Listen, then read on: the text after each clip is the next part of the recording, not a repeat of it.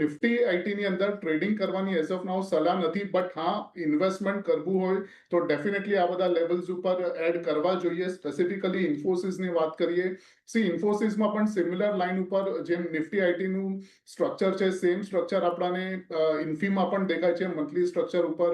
અને એક્ઝેક્ટલી જે અત્યારના AB ઇક્વલ ટુ CDની પેટર્ન બની છે, સપોર્ટ દેખાય છે 1000 અને 1030 નો, એટલે 1000 ને 1060 ના વચ્ચે મળે છે, તો ડેફિનેટલી બાય ઓન ડીપ આમાં કરવી જોઈએ.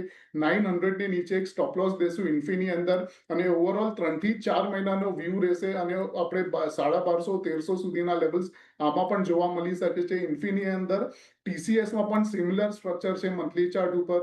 અને જે રીતે અત્યારના આપણે વાત કરી રહ્યા છે મંથલી ચાર્ટની, તો એક્ઝેક્ટલી અત્યારના TCS ચાલી રહ્યું છે 2019ના લેવલમાં છે, અત્યારના ટેસ્ટિંગ થઈ રહ્યું છે એ લેવલ્સનું.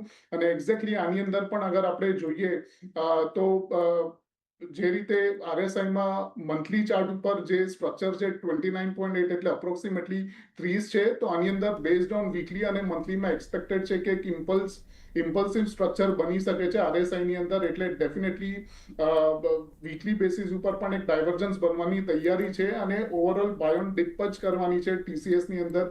અત્યારના ખરાબ છે, નો ડાઉટ, એટલે ટ્રેડિંગ તો આપણે નહીં કરીએ, બટ ઓવરઓલ પોર્ટફોલિયોમાં એડ કરવા માટે ડેફિનેટલી એડ કરશું, અને 2600 થી 2700 ના ટાર્ગેટ આપણે TCS માં લઈને ચાલશું. ઓકે, તો ટ્રેડિંગ નહીં કરીએ.